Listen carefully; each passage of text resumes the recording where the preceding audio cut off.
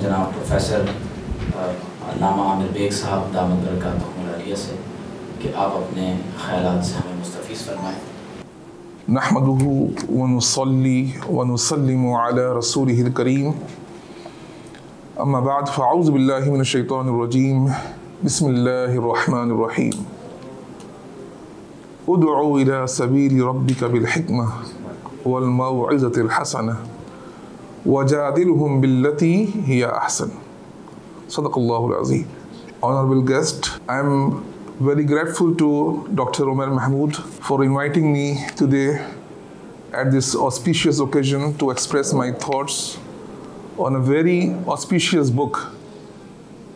Would you like to know something about Islam, written by Hazrat Allama Muhammad Masood Ahmad Ashrafi Damat Barakatuhum al-Aliyah. And my dear friend Dr. Saqib Khan has very beautifully introduced his thoughts regarding this auspicious book. आपने इंतहाई खूबसूरत अल्फाज में और बेहतरीन अंदाज में इस बुक का तारुफ पेश किया है, और इसमें जो डॉक्टर साहब की, हमारे हज़रत अल्लामा मोहम्मद मसूद अहमद अशरफी साहब की जो अप्रोच है, जिस अंदाज में आपने इस किताब को तहरीर फरमाया है, उसका बहुत खूबसूरत अंदाज में आपने एक ब्रीफ उसकी मैनिफेस्टेशन हमारे सामने पेश की है। और मेरे लिए भी खुशी का बाइस है कि मुझे ये मौका दिया गया कि मैं इस बुक के हवाले से अपनी आरा को ज़ाहिर कर सकूं। I only got this book yesterday morning in my hand, और बिलीव मी कि कल से और आज तक it has been very hectic days for me. In spite of that I tried my level best to go through this book, and I found very valuable points in this book, which is not only important for non-Muslim but equally important for the Muslims also. अगरचा हज़रत साहब का जो address है, जो addressee हैं इस book के अंदर, वो non-Muslims हैं कि how can we satisfy the Western and American non-Muslim regarding their misconception about Islam. कि अमेरिका और यूरोप के अंदर जो नॉन मुस्लिम्स हैं, उनके अंदर जो इस्लाम के हवाले से मिसकॉन्सेप्शंस पाए जाते हैं, उनको हम किस तरह दूर कर सकते हैं। बेसिक आपका जो आइडिया है behind writing this book was that. लेकिन मैं समझता हूँ कि इस बुक को जिस तरह से आपने तरतीब दिया और जिस अंदाज से आप इसको लेकर चले हैं, ये इस्लाम के जितने भी मिशनरीज़ हैं, दाई हैं, उन सब के लिए भी उतनी ही इम्पोर्टेंट है कि they have learned this lesson through this book, that how can they present the message of Islam to the non-Muslims. कि एक non-Muslim के सामने हम इस्लाम के पैगाम को किस तरह एक मौसर अंदाज में पेश कर सकते हैं। If I look at the very title of this book, would you like to know something about Islam? So in itself, it is an invitation to a human mind. Everyone who wants to know something about Islam. अगरचा everyone claims that he knows something about Islam, लेकिन आपने इस बात को बड़े अच्छे अंदाज से बयान किया कि अगरचा everybody, whether he is Muslim or non-Muslim, he claims that he knows something about Islam, but most of the things he knows about Islam, that is not the real Islam, especially non-Muslims.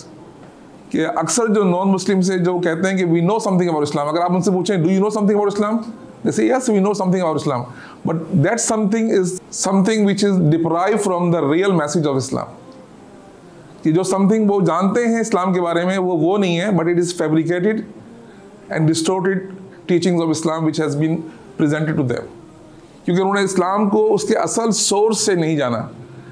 उन्हें social media के ज़रिए, उन्होंने जो है अपने orientalist जो मुख्तलिफ writers हैं उनके ज़रिए, और एथिक्स के ज़रिए जो उन्होंने अपने अपने मैसेजेस लिखे हैं या आर्टिकल्स लिखे हैं, उनको पढ़ने के बाद इस्लाम के बारे में एक आइडिया, एक तसव्वुर जो है वो क्रिएट किया।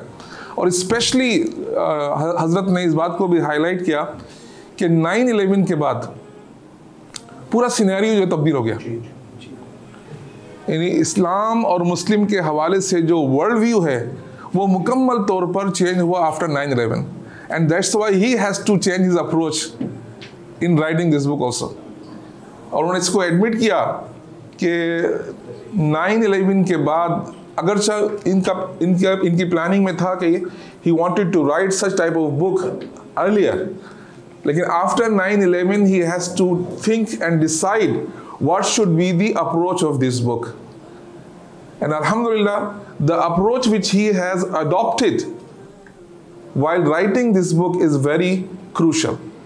कि आपने इतने बेहतरीन अंदाज से इस बुक को डिज़ाइन किया, इस बुक को तरतीब दिया चैप्टर वाइज, कि जो भी इस्लाम के बारे में कुछ अंडरस्टैंड करना चाहता है कि what is Islam and what message does Islam give us, तो he can easily understand the real message of Islam. और जिस अंदाज से माशाल्लाह डॉक्टर साहब ने बयान किया कि आपने वो अल्फाज इस्तेमाल किए, वो अप्रोच एडॉप्ट की कि अगरचा आपने मुखालिफिन के मुख्तलिफ मिसकॉन्सेप्शन को हिट भी किया, लेकिन इस अंदाज में किया कि सामने वाला ये ना समझे कि उसे हिट किया जा रहा है।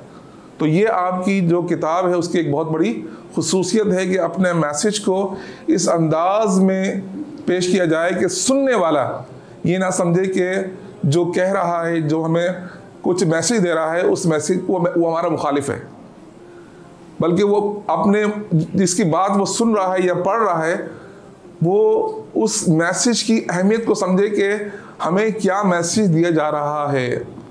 आया उस मैसेज के ज़रिए इस्लाम के हवाले से जो हमारी मिसकॉन्सेप्शंस हैं वो दूर हो सकती हैं या नहीं।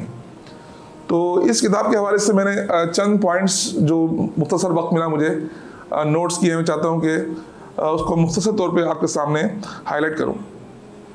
एक तो मैंने आपसे कहा कि the title of this book is itself an invitation to a human mind who wants to know something about Islam. And the most of the people do not know anything real about Islam. अगरचा वो कहते हैं कि वो इस्लाम के बारे में जानते हैं, लेकिन they do not know something real about Islam.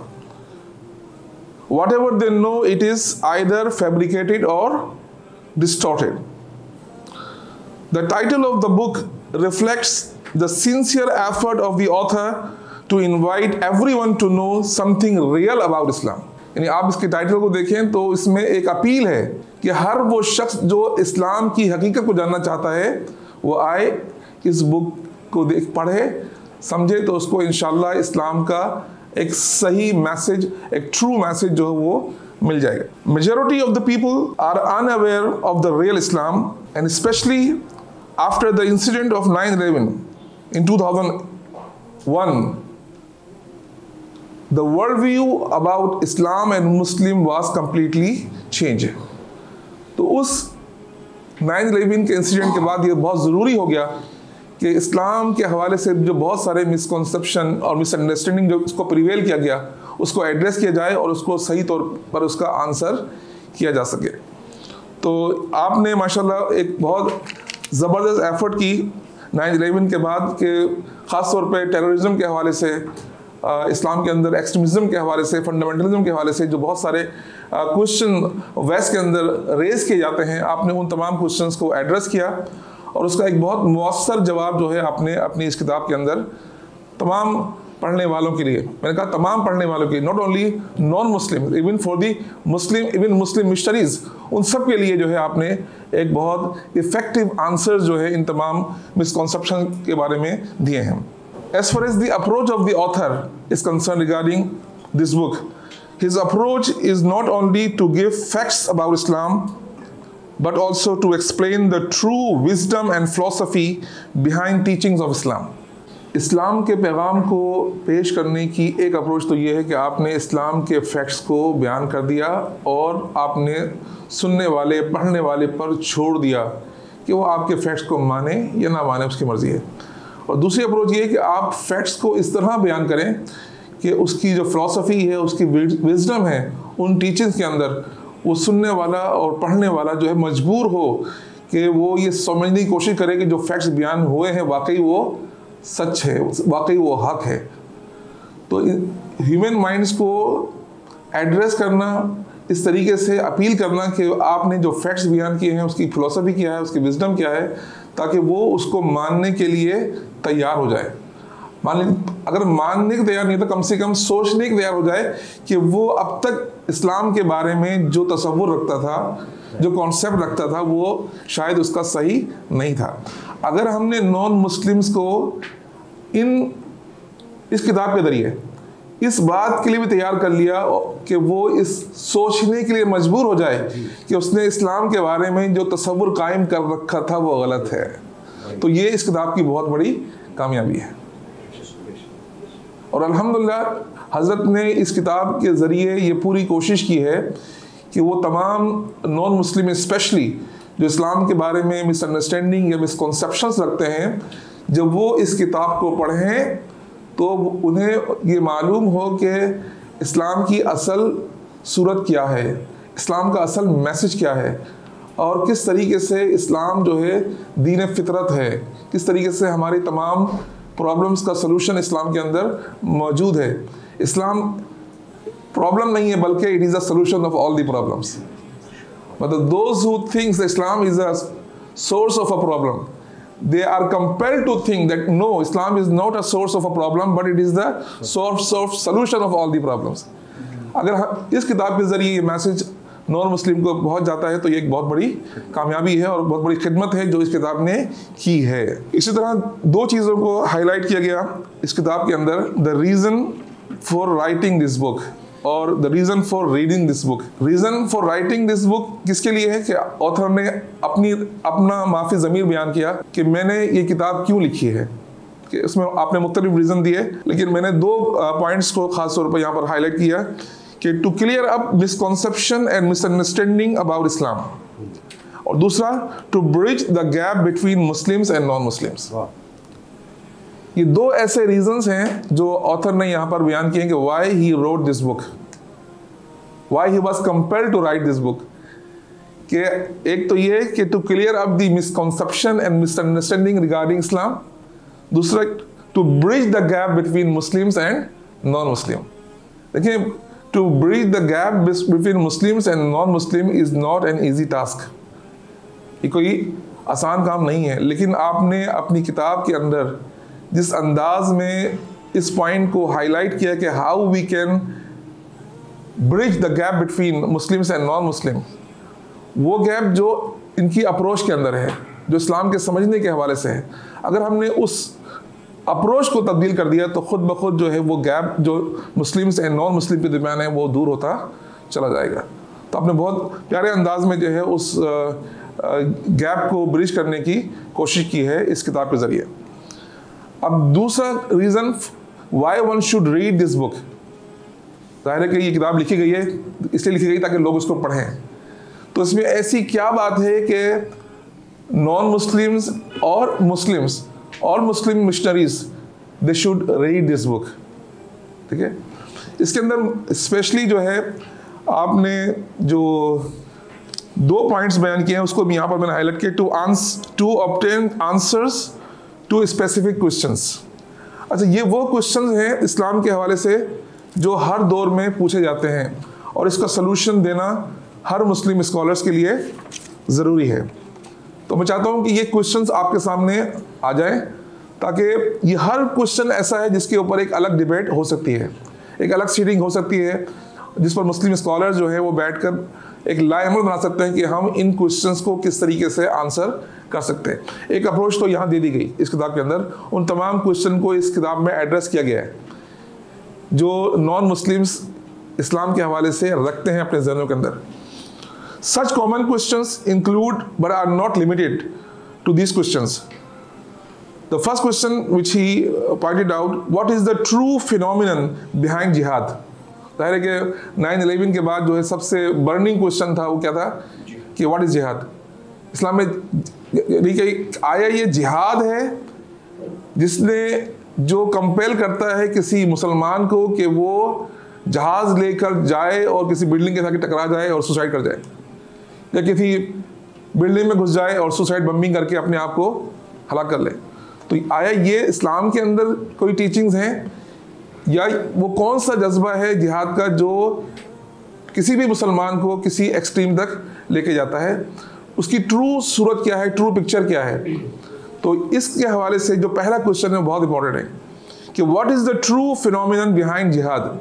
इस्लाम ने जो जिहाद का हुक्म दिया है तो उसका असल सूरत क्या है, उसकी असल कंडीशन क्या है, किन सूरतों में हमें कौन सा जिहाद करना है।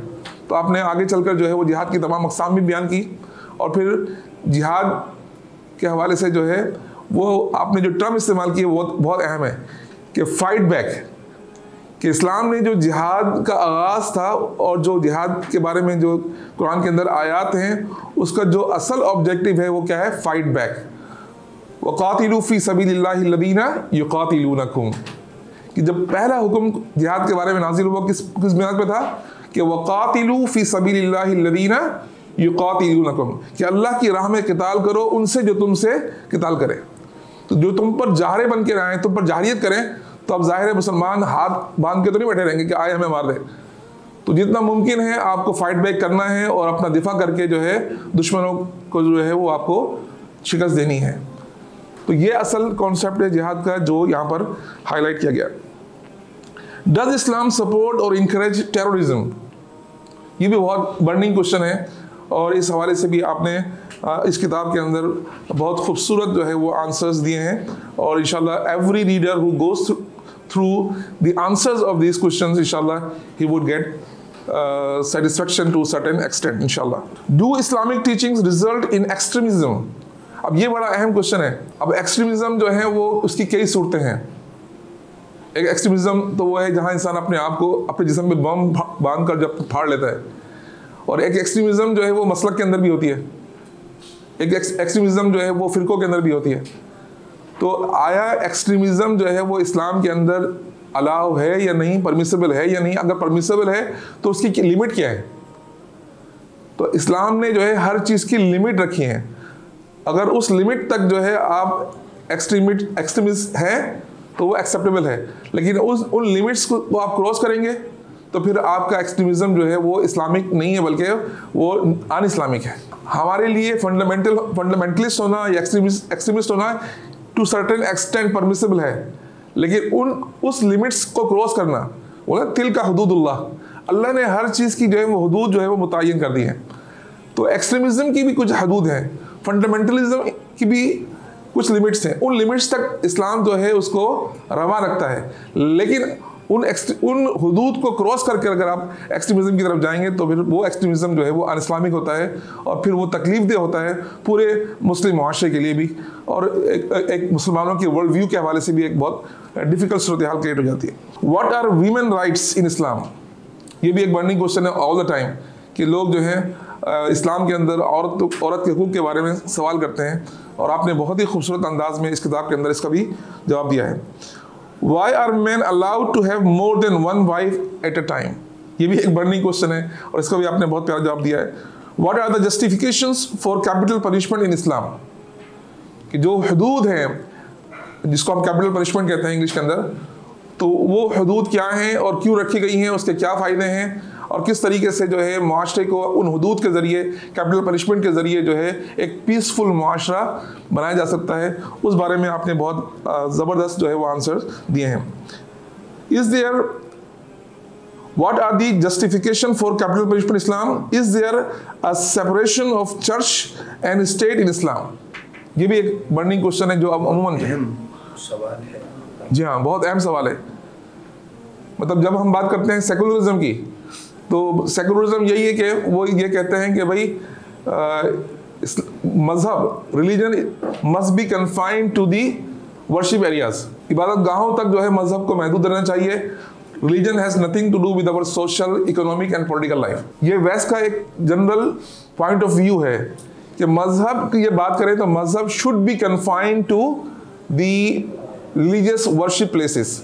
जो मजहबी इबादत गाहें हैं, जो चर्चेज़ हैं, सिनेगॉग हैं, टेम्पल्स हैं, मज़हब को बस इन दायरों के अंदर, मस्जिद के दायरे के अंदर जो महदूद होना चाहिए। जब तक आप मज़हब को मस्जिद, चर्च, सिनेगॉग, टेम्पल के दायरे तक महदूद रखेंगे, वो मज़हब उनके लिए एक्सेप्टेबल है। लेकिन जब आप मज़हब को social, economic and political life में इम्प्लीमेंट करने की कोशिश करेंगे, that would not be acceptable for the West और फॉर अमेरिका। ये असल झगड़ा है। So what are the justification? अच्छा, is there a separation of church and state in Islam? Is democracy compatible with Islam? ये भी बहुत एक बर्निंग क्वेश्चन है कि आया डेमोक्रेसी, जमहूरियत जो है वो इस्लाम से मुवाफिकत रखती है या नहीं रखती है? तो ये एक बहुत बड़ी डिबेट है। और आपके सामने पाकिस्तान की मिसाल मौजूद है कि पिछले 73-74 सालों से हम जमहूरियत के ज़रिए निज़ाम मुस्तफ़ा और इस्लामी निज़ाम पाकिस्तान में नाफिज करना चाहते हैं, लेकिन कभी भी इस जमहूरियत के ज़रिए आप इस्लामी निज़ाम मुस्तफ़ा जो है वो पाकिस्तान के अंदर किसी भी इस्लामी मुल्क के अंदर कायम नहीं कर सकते। क्योंकि कुरान खुद कह चुका है कि वह अक्सरुहुम ला याकिलून व अक्सरुहुम फासिकून। जब अक्सरियत फासिक है, अक्सरियत जो अकल नहीं रखती, तो हम अक्सरियत के राय के ऊपर किस तरीके से एक निज़ाम हुकूमत कायम कर सकते हैं? तो कभी भी अक्सरियत की राय पर जो है इस्लामी निज़ाम हुकूमत जो है वो कायम नहीं हो सकता। तो ये एक क्वेश्चन है, हर दौर में चल रहा है। हमारे बहुत सारे मजहबी लीडर जो हैं वो जमहूरियत के ज़रिए इस्लाम को नाफिज करवाना चाहते हैं, लेकिन उनकी नाकामी इस बात का बोलता हुआ सबूत है कि हम जमहूरियत के ज़रिए ना सिर्फ पाकिस्तान में बल्कि दुनिया के किसी मुल्क के अंदर भी जो है इस्लामी निज़ाम हुकूमत को कायम नहीं कर सकते। और इसके बारे में एक बहुत बेहतर अंदाज में आपने इस किताब के अंदर बयान किया है। What is the extent to which advancement in science and technology are allowed? कि अगर हम बात करते हैं साइंटिफिक एंड टेक्नोलॉजिकल एडवांसमेंट की, तो किस एक्सटेंट तक इस्लाम हमें रवा रखता है कि हम जो है वो साइंटिफिक एंड टेक्नोलॉजिकल डेवलपमेंट को अडॉप्ट कर सकते हैं? तो ये बात भी बहुत अहम है आज के दौर में कि आया साइंस या टेक्नोलॉजी जो है वो इस्लाम के लिए कंफर्टेबल है या नहीं, इस्लाम से मुवाफिकत रखती है या नहीं। तो हम कहते हैं कि साइंस एंड टेक्नोलॉजी जो है वो इस्लाम से जितनी मुताबिकत रखती है उतना किसी और मज़हब से नहीं रखती। और इसके बहुत सारे सबूत और बहुत सारी जो है हमारे पास आर्गूमेंट्स मौजूद है। What are the definitions of life, liberty and the pursuit of happiness in Islam? ये भी बेसिक क्वेश्चंस हैं। What is the role of marriage, family, education, clergy?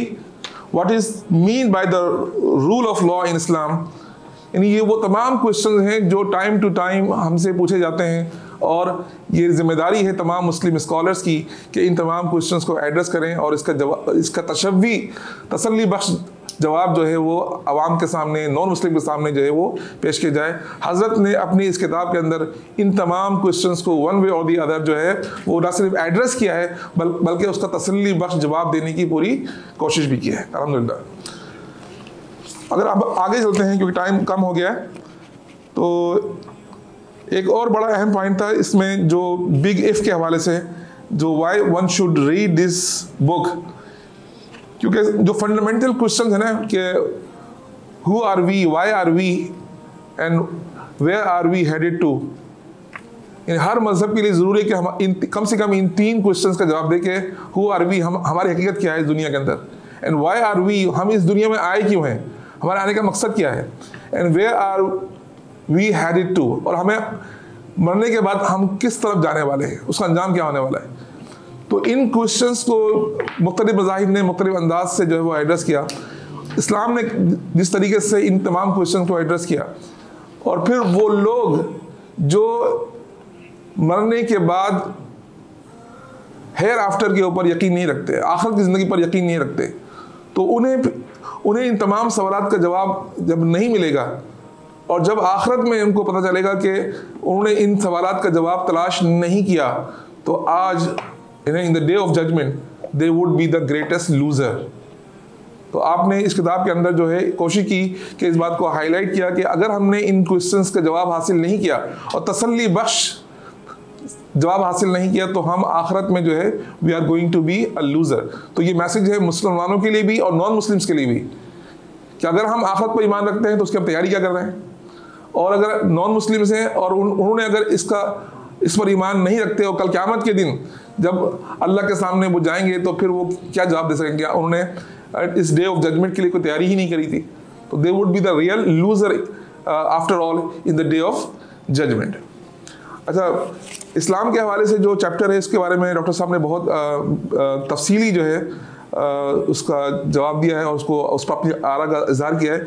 मैं सिर्फ एक जुमला यहाँ से बयान कर रहा हूँ जो इन्होंने इस्लाम को एक्सप्लेन करने के लिए, उसको डिफाइन करने के लिए यहाँ पर बयान किया। In fact for Islam no part of life is secular. ये जुमला मुझे बहुत अच्छा लगा। यानी इस्लाम को डिफाइन करने के लिए जो एक शॉर्टेस्ट टर्म के अंदर आपने जो जुमला इस्तेमाल किया, ये हम सब के लिए एक बहुत अहम मैसेज लगता है कि in fact for Islam no part of life is secular. तो जो सवाल था ना कि चर्च और प्रैक्टिकल लाइफ जो है उसमें कोई रिलेशनशिप है या नहीं, आया चर्च और हमारी जो प्रैक्टिकल लाइफ है उसमें सेपरेशन होनी चाहिए नहीं होनी चाहिए, तो उसका आपने बहुत प्यारा जवाब दिया कि as far as Islam is concern no part of life is secular. यानी Islam has not left our free will unguided. अगर हमने इस बात को समझ लिया, मैंने क्या कहा कि Islam has not left our free will unguided. We are not allowed to decide our economic, political and social decision on the basis of our individual whims or collective whims। अपनी ख्वाहिशात के मुताबिक अगर हम अपनी economic, political and social problems को हल करने जाएंगे तो तबाही और बर्बादी जो है हमारा मुकद्दर बनेगी। तो इस्लाम ने हमारे किसी भी एस्पेक्ट ऑफ लाइफ को सेकुलर नहीं छोड़ा। If you need to solve your economic, political and social problems, you need to seek guidance, you need to seek divine guidance। Divine guidance के बगैर जो है आप true economic and political solutions को हासिल नहीं कर सकते। तो ये जुमला जो है पूरे इस्लाम को डिफाइन करने के लिए काफ़ी है। और फिर the word Islam, the word Islam has been drive from सलाम विच मीन्स पीस।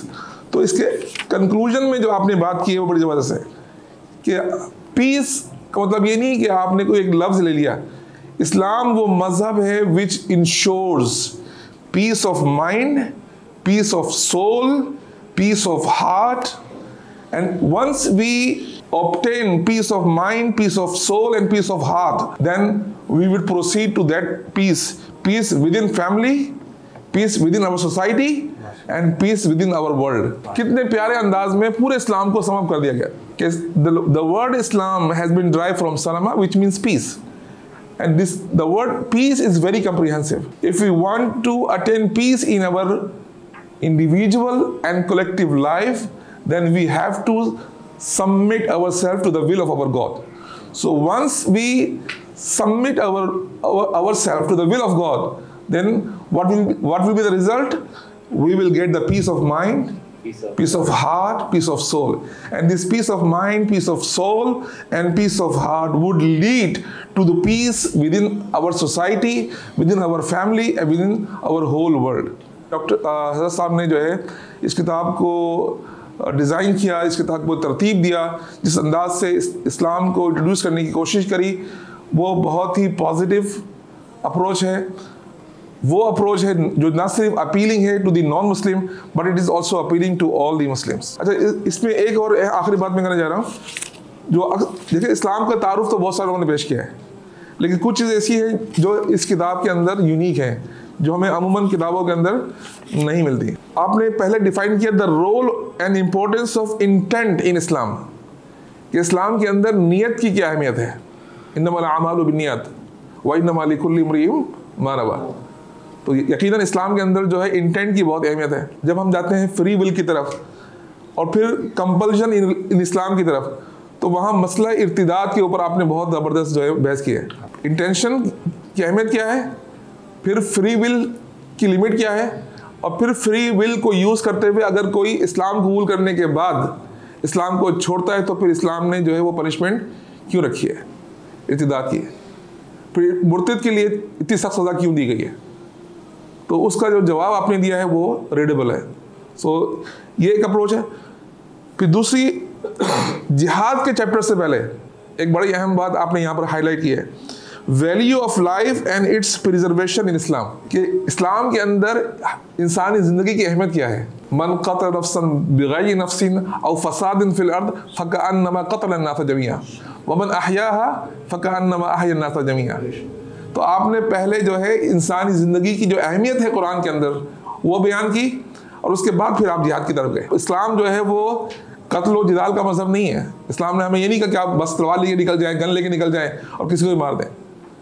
जितना इंसानी ज़िंदगी का तहफ़्फ़ुज़ इस्लाम प्रोवाइड करता है कि और मज़हब प्रोवाइड नहीं करता। जितनी तकरीम, जितनी इज़्ज़त इंसानी ज़िंदगी की इस्लाम ने दी है वो किसी और मज़हब ने नहीं दी। इस पॉइंट को समझने के बाद फिर अगर हम जिहाद को समझेंगे तो हमें जिहाद के कॉन्सेप्ट को समझना आसान हो जाएगा। तो ये है वो अंदाज़ जिस अंदाज से हज़रत ने ये किताब तरतीब दी है। तो मैं मुबारकबाद पेश करता हूँ आपको कि आपने माशाल्लाह जो है एक ऐसी किताब तरतीब दी है जिसमें इस्लाम का एक बेहतरीन तारुफ जो है, इंट्रोडक्शन आपने दिया है। ना सिर्फ, मैं फिर कह रहा हूँ कि अगरचे आपकी अप्रोच जो है वो नॉन मुस्लिम है, आपके एक्चुअल एड्रेस ही जो है वो नॉन मुस्लिम्स हैं, लेकिन ये it is equally important for the Muslims and specially for the missionaries of Islam. जो इस्लाम के मुबल्लिगीन हैं, इस्लाम के दाइयान हैं, उनके लिए किताब बहुत अहम है। ये किताब उन्हें ये पैगाम दे रही है कि हमें इस्लाम के हकीकी मैसेज को किस अंदाज में नॉन मुस्लिम के सामने पेश करना है। जज़ाकल्लाह, अस्सलामु अलैकुम व रहमतुल्लाह। जज़ाकुमुल्लाह। जनाब मोहतरम प्रोफेसर आमिर बेग साहब, बहुत तफसीलन आपने इस किताब के हवाले से अपने तासुरात का इजहार किया।